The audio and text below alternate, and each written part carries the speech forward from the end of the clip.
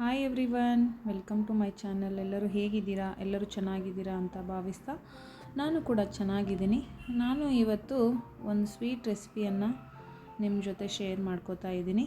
Mango ಹಣ್ಣಿನಿಂದ ಮಾಡಿದಂಥ ಒಂದು ಸ್ವೀಟ್ ರೆಸಿಪಿ, ಸಿಂಪಲ್ ಆಗಿರುವಂತಹ ಸ್ವೀಟ್. ಇದು ತುಂಬ ಚೆನ್ನಾಗಿರುತ್ತೆ. ಇದನ್ನು ಯಾವ ರೀತಿ ಮಾಡೋದು ಅಂತ ನೋಡೋಣ ಬನ್ನಿ. ನಾನಿಲ್ಲಿ ಮೊದಲಿಗೆ ಒಂದೆರಡು ಮ್ಯಾಂಗೋವನ್ನು ತೊಗೊಂಡಿದ್ದೀನಿ. ಅದನ್ನು ಕಟ್ ಮಾಡಿಬಿಟ್ಟು ಈ ರೀತಿ ಎಲ್ಲ ಅದರ ಒಳಗಡೆ ಇರುವಂತಹ ತಿರುಳನ್ನು ಎಲ್ಲ ತೆಗೆದುಬಿಟ್ಟು ಮಿಕ್ಸಿ ಮಾಡ್ತೀನಿ, ಅಂದರೆ ಪೇಸ್ಟ್ ಮಾಡ್ಕೋತೀನಿ. ನೋಡಿ, ಈ ಥರ ಅಂದರೆ ಮ್ಯಾಂಗೋ ಸ್ವೀಟೇ ಇರುತ್ತೆ. ಈ ರೀತಿ ಒಳಗಡೆದಿರೋದನ್ನು ಮಾತ್ರ ತೆಗೆದುಕೊಂಡು ಅದನ್ನು ಪೇಸ್ಟ್ ಥರ ಮಾಡಿಕೊಂಡು ತೆಗೆದಿಟ್ಕೊಳ್ಳೋಣ. ತುಂಬ ಚೆನ್ನಾಗಿರುತ್ತೆ ಇದು. ಮಕ್ಕಳಿಗಂತೂ ತುಂಬ ಇಷ್ಟ ಆಗುತ್ತೆ, ದೊಡ್ಡವ್ರಿಗೂ ಕೂಡ ಇಷ್ಟ ಆಗುತ್ತೆ. ನೋಡಿ, ಇದು ಪ್ಲಂಪ್ ಎಲ್ಲ ನಾನು ತೆಗೆದುಬಿಟ್ಟು ಮಿಕ್ಸಿ ಮಾಡ್ಕೋತೀನಿ. ಈಗ ಮಾವಿನ ಸೀಸನ್ ಇರೋದ್ರಿಂದ ಎಲ್ಲ ರೀತಿ ರೆಸಿಪಿಗಳನ್ನ ಮ್ಯಾಂಗೋದಿಂದ ಮಾಡ್ತಿರ್ತಾರೆ.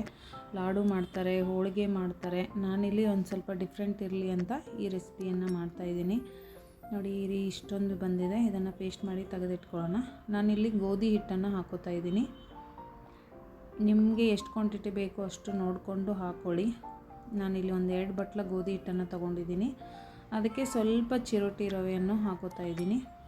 ಇಲ್ಲಿ ನಾನು ಸ್ವಲ್ಪ ಅಕ್ಕಿ ಹಿಟ್ಟನ್ನು ಆ್ಯಡ್ ಮಾಡ್ಕೊಂಡಿದ್ದೆ, ಬಟ್ ಅದು ಸ್ಕಿಪ್ ಆಗಿದೆ.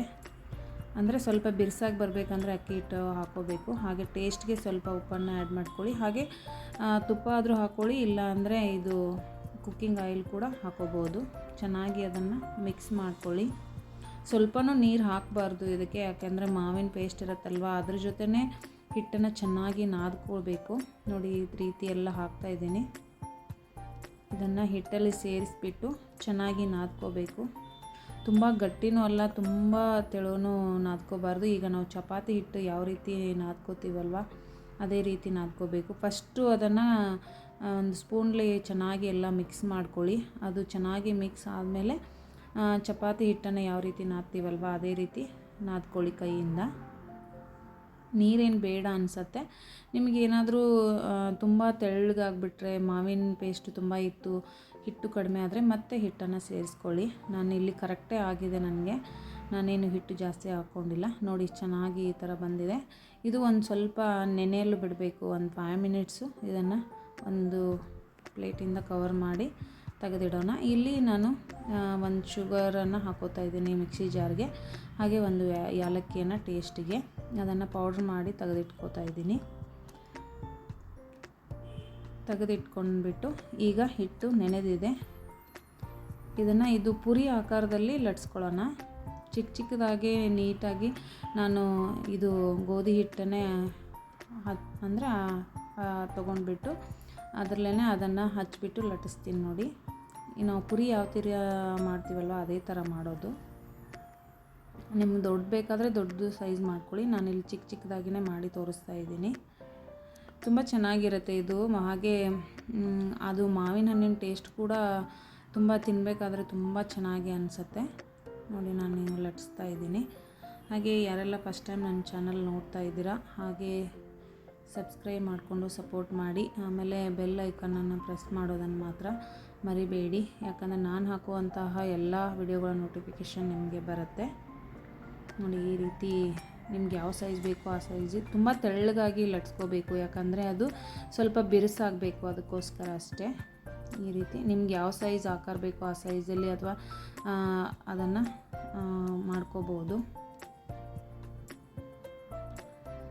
ಮಾವಿನ ಹಣ್ಣಿನಿಂದ ತುಂಬ ರೆಸಿಪಿಗಳನ್ನ ಮಾಡ್ತಾ ಇರ್ತಾರೆ. ಬಟ್ ಏನಂದರೆ ಈಗ ಮಾವಿನ ಸೀಸನ್ ಮುಗಿಯೋವರೆಗೂ ಏನಾದರೂ ಒಂದು ಮಾಡಲೇಬೇಕು.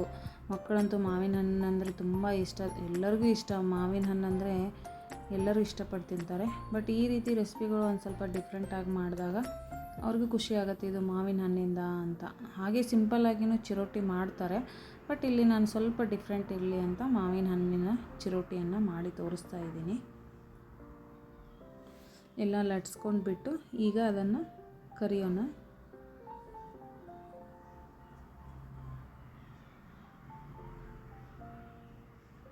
ನೀವು ಮಾವಿನ ಹಣ್ಣನ್ನು ಉಪಯೋಗಿಸ್ಕೊಂಡು ಯಾವ್ಯಾವ ರೆಸಿಪಿಗಳನ್ನು ಮಾಡ್ತೀರಾ ಅಂತ ನನಗೆ ಕಮೆಂಟ್ ಬಾಕ್ಸಲ್ಲಿ ತಿಳಿಸಿ.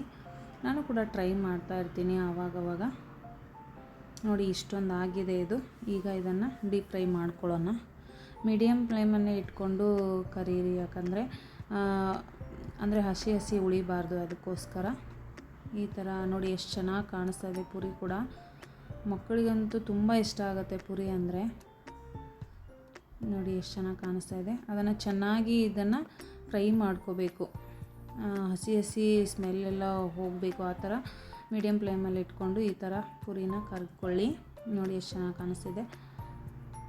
ನಾನೀಗೆಲ್ಲ ಕರೆದ್ಬಿಟ್ಟು ನಿಮಗೆ ತೋರಿಸ್ತೀನಿ.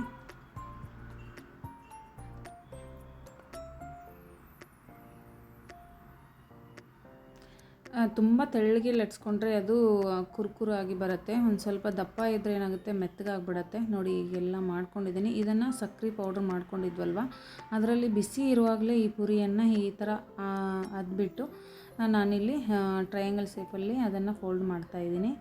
ನೋಡಿ ಅದು ಸಕ್ಕರೆ ಎಲ್ಲ ಅಂಟ್ಕೋಬೇಕು ಪೂರಿಗೆ, ಯಾಕಂದರೆ ಅದು ಆರಿದ ಮೇಲೆ ತುಂಬ ಚೆನ್ನಾಗಿ ಅನಿಸುತ್ತೆ. ಈಗ ಬಿಸಿ ಇದ್ದಾಗಲೇ ಚೆನ್ನಾಗಿ ಅಂಟ್ಕೊಳ್ಳುತ್ತೆ ಸಕ್ಕರೆ, ಅದಕ್ಕೋಸ್ಕರ ಅಷ್ಟೇ. ಯಾರೆಲ್ಲ ಈ ರೆಸಿಪಿ ಇಷ್ಟ ಆಗಿದ್ದರೆ ಲೈಕ್, ಶೇರ್, ಕಮೆಂಟ್ ಮಾಡೋದನ್ನು ಮರಿಬೇಡಿ. ಮತ್ತೊಂದು ರೆಸಿಪಿಯೊಂದಿಗೆ ಭೇಟಿಯಾಗೋಣ. ಅಲ್ಲಿವರೆಗೂ thank you so much. Bye everyone.